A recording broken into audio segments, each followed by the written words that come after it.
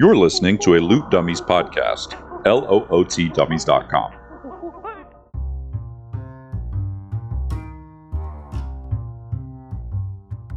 Welcome to Dungeons and Dragons and Dummies, a weekly podcast following a group of friends as they battle across a homebrewed world called Antiriath in Dungeons and Dragons 5th edition.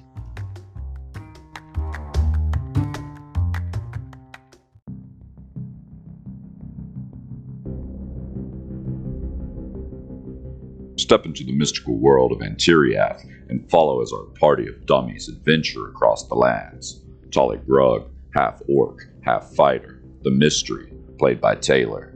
The Eclarian Shadow, half-elf ranger from the Eclarian Mountains, played by Seth. And a Learlock Bloodhair, a Harengon cleric, played by Joey. Last but not least, the creator of our beautiful world, the man of many voices, and our dungeon master, Sam.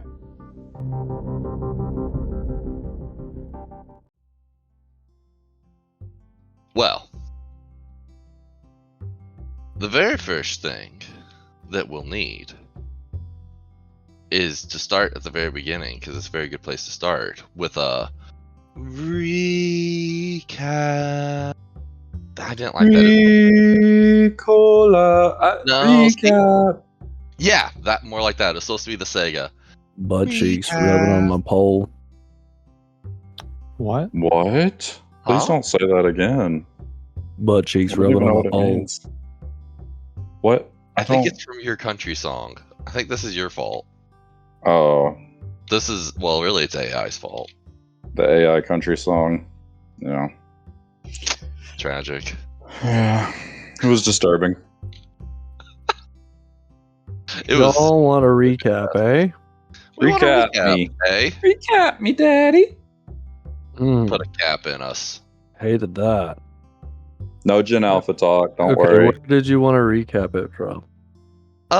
Really just like post Ishinog. Not even post Ishinog, post Tau. Well, post Ishinog. We need Post to Ishinog. the info y'all learned. Post at the Tau. Ishi, Daddy. Ishi Mama. Okay. Oh, hold on. Before you do anything, I was listening back to some episodes, and I realized that in Hishinog's like combat episode, in her dying episode, I kept saying he, and Yeah. that's not cool to misgender No. your dragon while No. she's dying. So I just want to apologize for that publicly and say I Okay. apologize. You know. We're pretty loosey goosey with our pronouns for We're- anybody. we Everybody go back and forth on like every character. very fluid, very gender fluid around here. That's right. We don't see gender. Oh god, that's the worst.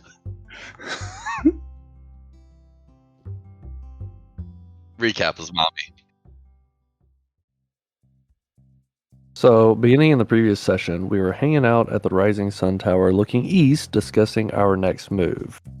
We ultimately decided to head south to meet back up with Bolvag for more information, and we're concerned that we might not make it in time. The next morning, on the 44th of Harvest, around 6 a.m., on a 15-degree windy day, the party tracks south after some much-needed rest, and sees some sporadic tracks now that some of the snow is melting a little bit, heading back north to the tower. Evidence that all those tracks that were heading east ultimately had traveled to the tower and then left out as one large group.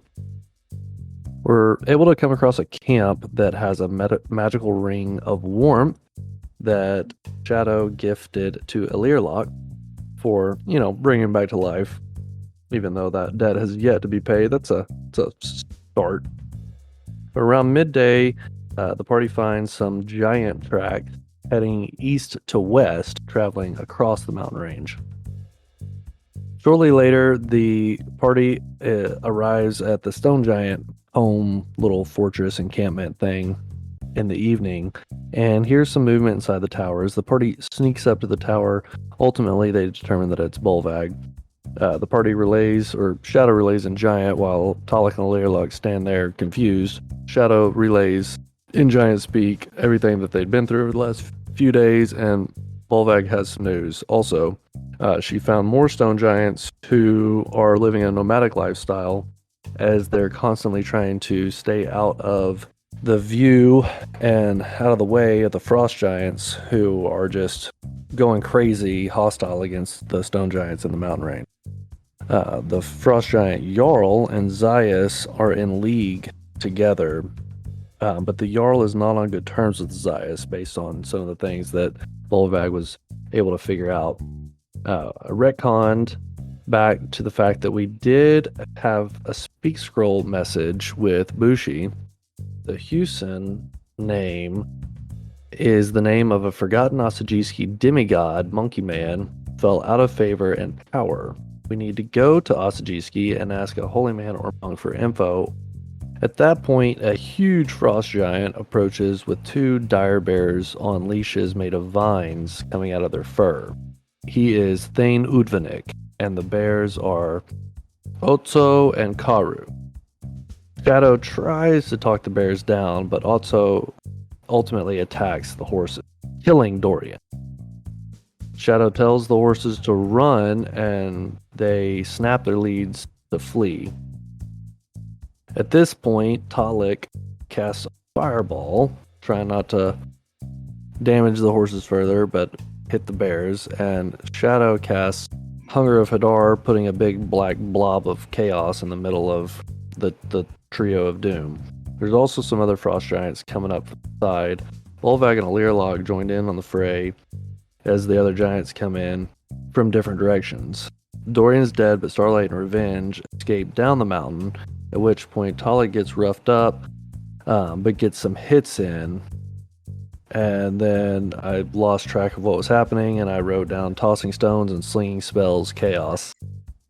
At that point, Bolvag keeps catching stones and hurling them back. One giant is creeping through the fort area trying to get up to us. Through the continued fight with Thane, Karu, and Otso, ultimately Bolvag gets badly hurt, at which point Shadow begs her to flee, and she does flee. Talik is able to slay a dire bear, and at this point Alirlog begins his flurry of death blows that he is about to rain down as he slays the other bear, gets a guiding bolt in. As Shadow and Talik are whipping around, Alirlog is able to polymorph one giant, slays another giant, kills Thane Udvanik. Alirlog hits one of the groveling giants with a massive inflict wounds and kills him, and then Talik jumps across a ravine, little gap, and slays the final giant, leaving the last final giant polymorphed as a slug on the ground. And that is where we ended the previous session. Still coming right at the tail end of combat, still not fully out of combat if you count the fact that there's a polymorphed frost giant slugging around on the floor. We're gonna leave initiative, but technically, yeah, still in there's still a combatant around. Does he keep his mental stats when polymorphed? He retains his faculties over him, his thoughts and actions. I just wasn't sure if his capacity to reason and rationalize things remained the same. Like, does his intelligence and charisma scores go down to whatever the animal is? The target's game statistics, including mental ability scores, are replaced by the statistics of the chosen beast. It retains its alignment and personality. Alignment and personality, sure. I was already thinking that a frost giant probably wouldn't be familiar enough with polymorph to understand exactly how it works anyways.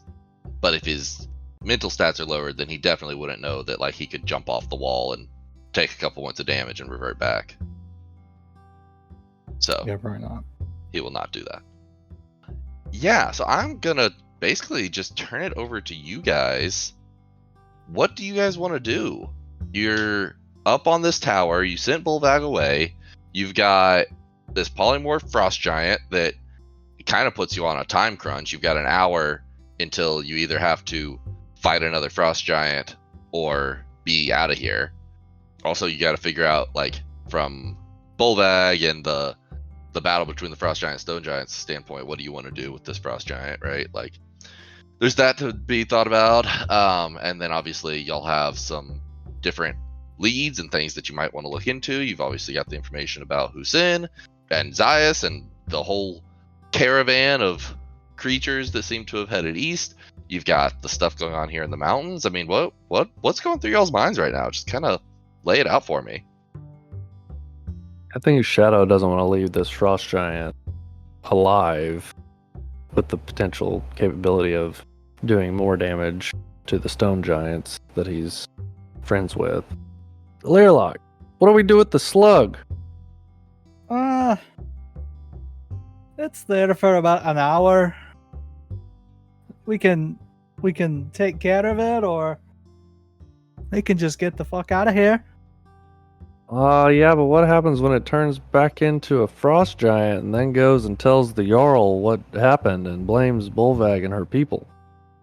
Then it turns back into a frost giant that goes back to camp and blames Bolvag and her people. I see. Yeah. That's right. Okay. You want to kill it? Step on that fucking thing. Sure, why not? I think the slug mechanically has a singular hit point. I'm assuming that the slug doesn't have very much constitution, so That seems logical to me. I'm going to cast Sacred Flame at the slug and get this party re-rocking. But it needs to make a dex save of 16. Okay, yeah, I definitely think 1 HP, and he probably has like a negative modifier on his dex, so he probably has less than a 10 AC. Where are you guys standing? Like, you gonna walk up to it and just like stick your hand on it so you can't miss, sort of thing, or like what are y'all doing? Because where we left off, you were way up at the top of a giant tower.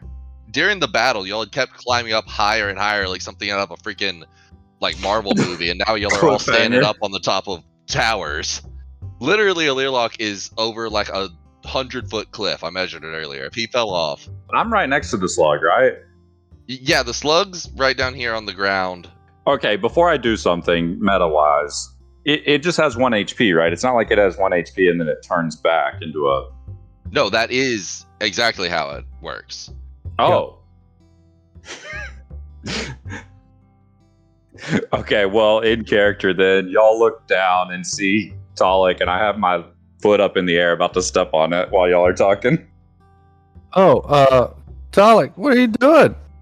I'm gonna squish this fucking thing so we can get out of here. I mean, it's going to get real big real fast.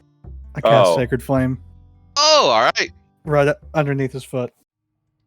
All right. Well, assuming that he fails his dex save, which, like I said, he said it's a dex though, right? 16, yeah. Let me see real quick. I'm almost You are certain. not rolling this. What do you mean? What are you checking? I want to know what a slug's dexterity is. Oh. Okay, Okay, negative. Yeah, yeah, I'm gonna go with a -2 on it. So here we go. Do-do-do-do-do-do. All right, 12 minus 2 is a 10, so he fails.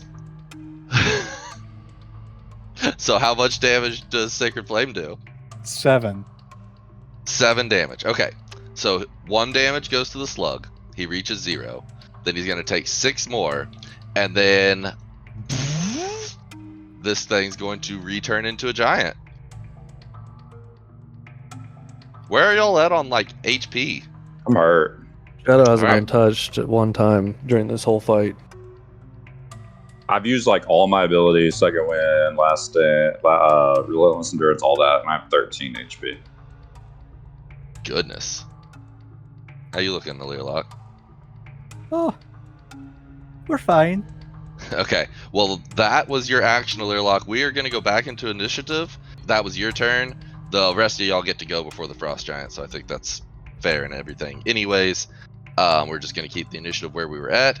And then the last thing I'm going to ask is there anything else you would like to do with your bonus action or movement? I want to move this. Oh, wait. This spiritual weapon doesn't exist anymore. Just kidding. No, I'll stay where I am. Okay. Talik, it is your turn. You go to step on this slug, and a little flare pops up, which makes you start to move your foot, and then the giant just boof, like a tree just slams your foot up and makes you like stumble back. It's like radiant light all around it as it appears in front of me. Mhm.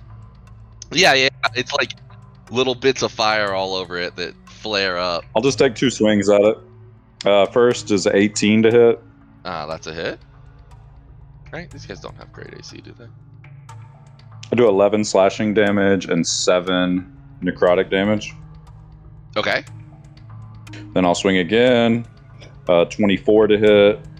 I do 8 slashing damage and 2 necrotic. Okay. 20. That's 28 total damage. Mm-hmm. Okay. Woo! Pretty spicy little turn, real quick. All right, Shadow, your turn. Okay, so Shadow looks down and is like, stupid giants. Taps on the circlet around his forehead and releases 3 scorching ray blasts circling around his body. Shit! Haven't done that in a while.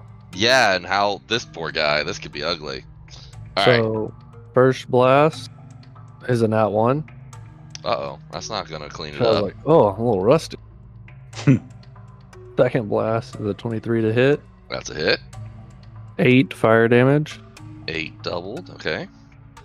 And then the third blast is going to be a 21 to hit. And that That'll will hit. be 8 fire damage again. Okay, another 8 double. And Shadow will cast Hunter's Mark. Okay. Yeah, thinking about that for the future, are those attacks? Like each one's an attack roll, right? What do you mean? I'm just curious if those would proc Hunter's Mark or not. Oh, I don't think so. Like, But does magic missile? I think it says weapon attack on Hunter's But I'm- weapon Mark. attack. That it probably not- does, because otherwise, like, all sorts of stuff would proc it. I'm done. Okay, it does say weapon attack, Taylor, for our own edification. Well, it's the giant's turn, and he just came back to life. Does he recall that Alirlock is the one who did it? Probably not. Also, the orc that's chopping away at his legs is a grand threat to him. So, you know what he's gonna do. He is going to try to grab you. Contested athletics check, my friend. Oh, yeah, he's gonna Okay. get you. Well, You I think think he he's is? gonna get you. I got a don't know. plus It's a 20 9. Tell me what he It's a got. 22. I got a plus 9. He's got a plus 9 also. You are strong as a fucking giant. 25. I'm as strong as a frost giant. Jesus Christ. That's his all attacks. He should have double axed you, but I was gonna grab you and throw you off the cliff. Thought that'd be more fun. Alright, Learlock. Your turn. So mean. My turn. Strong as a fucking ox. A lot stronger than an ox. I mean, your athletics is as good. Their strength is a 23, so you're not as strong as them. Just more proficient. I'm going to cast Guiding Bolt at the giant, and hopefully it hits at 3rd level. Does a 27 hit? Yes, Joey. Yes, 27 hits the average mundane frost giant with patchwork armor. Awesome. 66. Give it 27. All right. He Ooh, is. 27. 27 out of 66? Dang. Wow, yeah, that is really high, isn't it? Yeah. Man, 36 is the max. That's really good. Okay, he is hurting, but he is not dead. All right. That's my turn. He is hanging on to life by a thread. Well, I'm going to chop through that thread with the long Sever. sword of pallid light. Sever his thread to the material plane. 22 to hit. 12 slashing damage plus 1 necrotic damage, 13 total. We'll go ahead and give yourself that necrotic damage back. Suck his life out. Only 1 though. It's kind of puny. Yeah, you'd think from this big old frost giant you'd get a whole juicy ball. What? You know, a big Oh, juicy man. ball of life. My God. Nice, juicy frost balls. Juicy All frost right. balls. Okay. That was a quick little cleanup. Formalities sometimes have to be dealt with. So, dealt with that. I do a little kick at his body and poke around his pockets. Do these guys, any of them have anything valuable on them? You don't find anything particularly interesting on most of these guys, but the Thane, Udvanik, his great axe that is a weapon for a huge creature, so 2 size categories too big for you guys, is a magical great axe. But it's too big for any of us to carry. Yeah, how heavy would this thing be? It'd be hella heavy to even try to like carry it around. Well, I mean, I could put it in the bag of holding. Well, y'all's bag of holding's getting pretty full after Hishinog's horde. I was pretty okay saying you dumped a ton of coins in there from a space standpoint to lower the weight, but I don't know if you could cram this thing in there. That's what she said. I don't know if it would fit in the bag of holding, just like period. How big is the bag of holding? I have a bag of holding, but I have a bunch of various small gems worth 4,000 gold. It carries 500 pounds, not exceeding a volume of 64 cubic feet. It's only 2 feet diameter at the mouth and 4 feet deep. So yeah, you can't put like a big pole arm in a bag of holding. Okay. So it's just there to taunt us? Yeah. Okay, first of all, yeah, Shadow pulls the adamantine axe out of his bag of holding and cuts the hilt off the axe, and it's just the axe head now. The adamantine axe is not magical. And so when you go to chop into this thing, you do not chop into it. Magical weapons are generally very tough, even like a regular +1 sword. And this is a, frost. So Shadow Modified grumbles and shoves axe. it back into his bag, and then he takes out the fist's reach, and he slashes, trying to cut the hilt off this thing at the base of the blade. It takes a few whacks, but you're able to chop it free from the blade. You do notice that there are like runes and stuff inscribed into the handle that you believe would be imbuing it with some of its magic. So after he does that, does he think there's any magic left? Still feels like it's magical. It's still cold to the touch. There's definitely something going on with it. Can Talik shove it in his bag? Yes, yeah, I will let you shove the axe head into your bag. The frosty axe head. I open my bag and I start to put it in. I'm like, this thing's getting pretty fucking heavy. Alirla, can you carry this in your bag? Let me take a look, see real quick. I can probably fit it in here just fine. The good news is the weight isn't really a problem because the bag always weighs the same amount no matter how much stuff's in it. It's like That was good. if it fits, it sits sort of situation. Heck yeah. So All right, so what however do I you want put in to this add bag? that to your player sheet. And it's the Swap. axe head. Yes, it's the Thane's magical frost axe head. Why are you doing this to me? I know when so Seth and Taylor make this decision, and then they're like, Joey, now deal with how to put this on a sheet. This is your problem now. I have so many custom items in my bag of holding that is ridiculous. Oh love my it. god. We'll yeah. have to have a session one time where we go through all of our bags and stuff. In this Oh other my bag, in my backpack, I have 100 GP of gold dust. Yeah, there you Just- go. There's just customs everywhere. You got all those custom gems, right? Mm-hmm. They're all there. Mhm. The They're named all- ones. Mm-hmm. Because those might be important. Maybe. We saw what happened by having one before. We sure did. I don't know about going to pursue this Jarl. I mean, obviously they've got something to do with this whole plot that's happening, but I'm not sure that we should get too sidetracked by these frost giants. What do y'all think?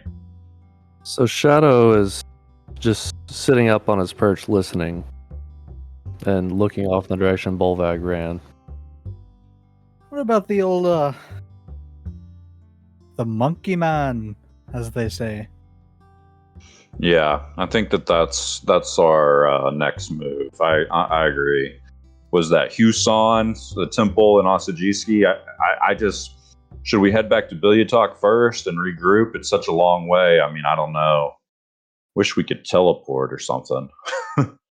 So Shadow picks his long, old, creaking, lithe body up off of his sitting perch and he hops down to the other guys. And he hasn't really said anything yet, but he starts taking out the speak scroll components.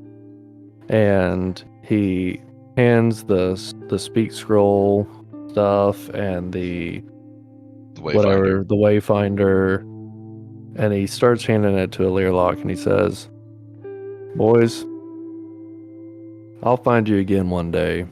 But for right now," and he looks off towards where his parents' house is, and he looks off towards the Rising Sun Tower where his newfound birth mother had a portal to her kingdom, and he looks off towards where Bolvag is running, and he looks down at these frost giants, and he says, "This is my home, and I want to help you guys clean up what's going on here, but I will have to rejoin you another time. I must stay here in the mountains and help Bolvag reestablish good relations with the frost giants. I need to try to get back to Solaria and figure out more of what's going on with my heritage and my birth mother. I need to spend some time with my adopted mother. You know, I'm an elf and I still have many years to go on this plane, but she's old. Her years and days are numbered, and I need to spend some time here in my homeland and reestablish everything here the way it should be before I can rejoin on this great adventure with you guys to try to set right what's going wrong with the world." Talik kind of has this sad, shocked look on his face, and he stiffens up his jaw, and he says, "Okay, then we stay here. I'm coming with you." That's quite a decision there, Shadow. Can't say I've lost an adventuring partner like this before. Talik, you want to go with Shadow? We're staying together, right? We're all staying together. I mean, we've made it this far. I think there's some context clues that we're not picking up on exactly at the same time. But you know, I mean, Shadow. Yeah, he's just kind of caught off guard by Learlog's comment about losing party members. He's just kind of like, Talik, you have many more great things to achieve on this plane. You still need to find your path in this world. You still need to get out there. We started this journey together, and you alone have seen every step of this thing through from the beginning to now, and you need to still be involved. And about that time, we see a gleaming, bright armor shining in the sun, striding towards us with absolutely not a care in the world, but a little bit of a smirk on his face as he sees all the dead giants and bears. And Shadow stops talking and just stares at this armored person walking towards them. Yeah, you notice he's got the insignia of Solaria on his armor, and he actually has the golden gleam of that equipment. People that y'all saw, y'all saw some guards, you saw some royal attendants and stuff. This guy's armor is up there, like top brass type of guys that y'all saw, like around the queen and in her court and in her chambers as he approaches. I grab the hilt of my sword, get ready, kind of get down in a stance as he approaches. Kind of sheathe my club on my hilt. Keep the shield out though. Hello? Seth, what does this person say? Nothing yet until he walks all the way up, climbs up the side, and walks all the way up to the party. And Shadow's just going, can we help you? With an air of having nobody ever tell this person what to do. We're right in the middle of something if you haven't noticed, whoever you are. He says, hello, I am Paemeral, the Gatekeeper, and the Lady Queen Islania has sent me to accompany you on your grand adventure to protect the material plane. No thank you. What? Hold on now. What do you mean protect the material plane? I mean, I know we're here, right? What are you doing exactly? As I said, I have been sent to assist you. Are you not intending to continue to fight the evil that besieged our tower and the rest of this plane? The Queen Islania sure thought so. Her son is here with you now. I am as beholden to him as I am to her, and I am here to assist. Alright. Who the fuck do you think you are? And I get up close to him and bow up on him. Completely unfazed by this, Paemeral simply says, I am the elite gatekeeper from the most noble family that is not royalty in the city of Solaria. I will one day serve as the leader of all military forces within Solaria. Gatekeeper, I've got a question for you. You're a gatekeeper. So, like, do you have, like, a list of experiences that you can share? Like, what have you done? Where have you been? You know, how many years have you been in service? Would your previous employer recommend you? Queen Islania said that you may be a difficult group, and if you must know, I just had returned from assignment where I had been sent to assist in some shenanigans that the Archfey had us involved in.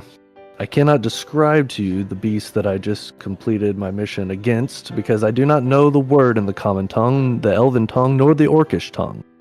But I can tell you that they were fierce indeed, not unlike your dragon Hishinog, who I attempted to catch up before y'all had slain, but I must say I'm impressed because you had her slain before I could cross back into this plane, and I've been trying to catch up to you ever since. I was on the trail of the giants that were on the trail of you, and by the time I heard the sounds of fighting, you had them defeated, so I just decided to walk the rest of the way. Fine. Alright. I think you're in. Talik? I stick my hand out to shake your hand. Before you can grab my hand, I take a swing at you Okay. with my fist and try and punch with you your in the fist? face. Make me an unarmed attack roll. 17. Seth, does that hit? That misses, but I haven't even rolled yet. Hold on. Can I cast Luck of the Gods on Talik to get to reroll? It uses a reaction. I was giving him a surprise attack. Hold on. We can back this up. So, first off, Shadow, Alirlock, and is it Paemeral?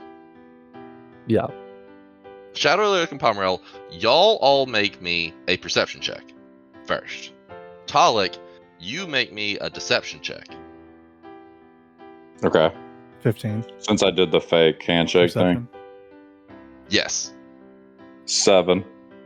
Shadow and Paemeral were so just not even considering this blow to be a possibility. They rolled a 9 and a 10. So Talik is not very subtle. So you actually so we're gonna treat these basically as our initiative rolls. So Yeah, I only rolled a 7. Alirlock sees exactly what's going down first. So we're gonna just go through initiative. You see him tense and go to stretch back for a swing.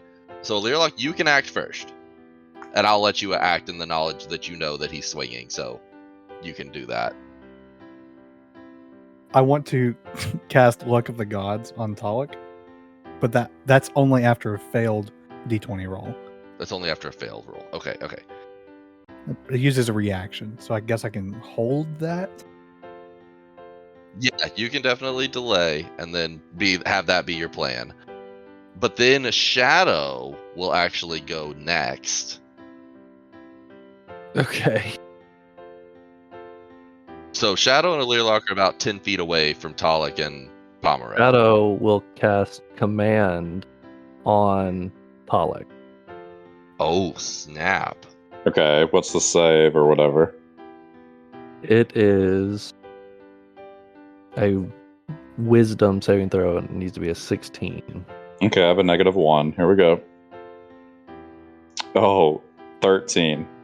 So for the first time ever, Shadow speaks in his full royal voice and commands Talik to halt.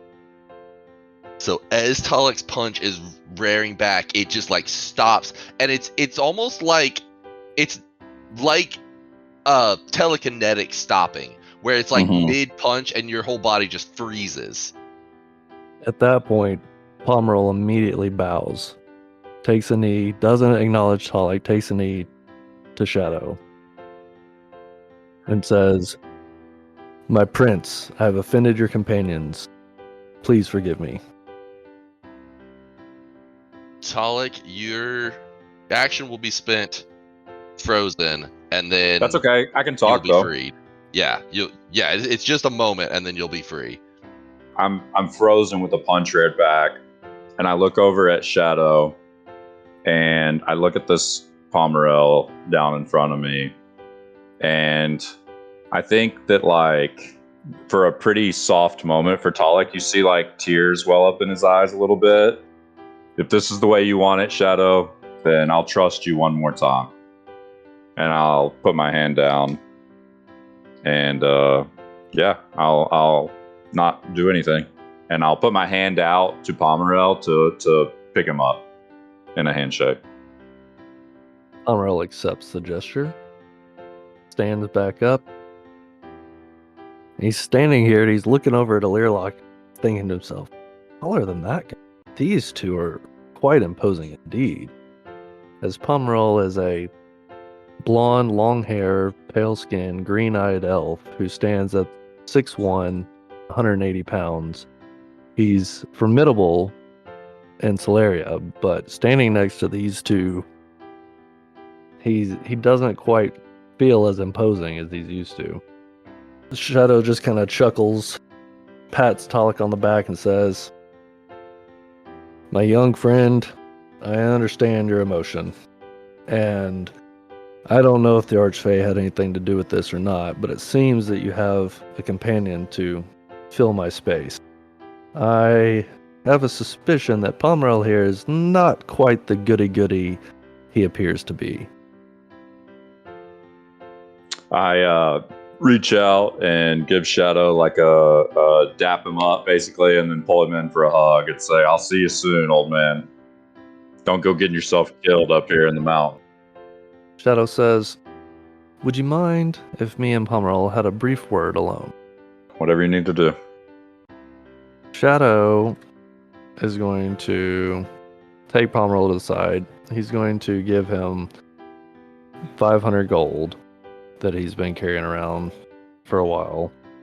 And he's going to tell him the full story of Talik's lycanthropy Okay. as quickly and concisely as possible, and explain to him exactly what he's going to have to do. Does he give him the silver dagger?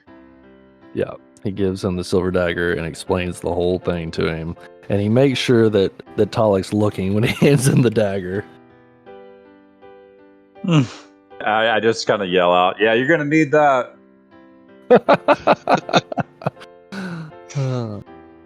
Okay, so for the listeners at home, Shadow is leaving.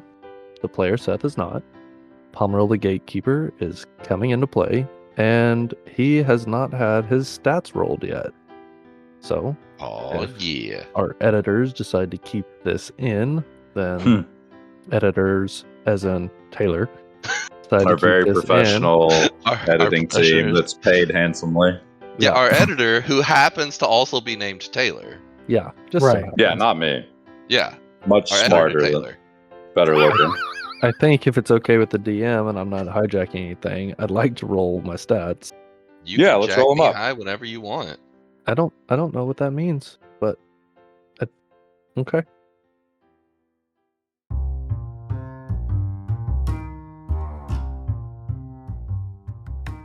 Find out what happens to our party next week. Check us out at dndndummies.com.